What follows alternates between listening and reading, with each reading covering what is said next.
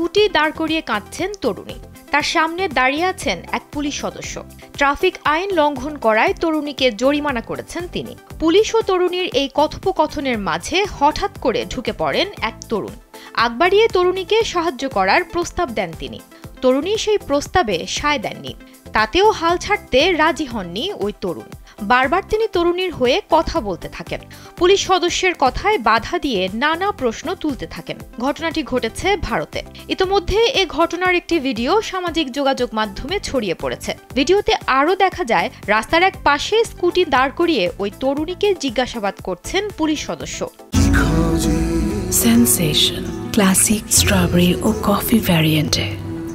তরুণী পুলিশের কথার কোনো জবাব না দিয়ে কেঁদেই চলেছেন।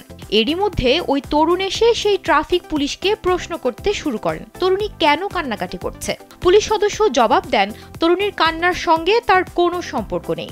এক পর্যায়ে পুলিশ সদস্যকে তিনি তরুণীর সঙ্গে বিষয়টি মিটিয়ে নেয়ার পরামর্শ দেন। এতে ক্ষিপ্ত হয়ে ওঠেন ওই পুলিশ সদস্য। তিনি ওই তরুণকে নির্দেশ দেন তার বাইকটা এনে লাইনে দাঁড় করাতে এবং লাইসেন্স দেখাতে। এতে ওই তরুণ চরম বিপাকে পড়েন। ভিডিও দেখে মিশ্র প্রতিক্রিয়া জানিয়েছেন নেটিজেনরা।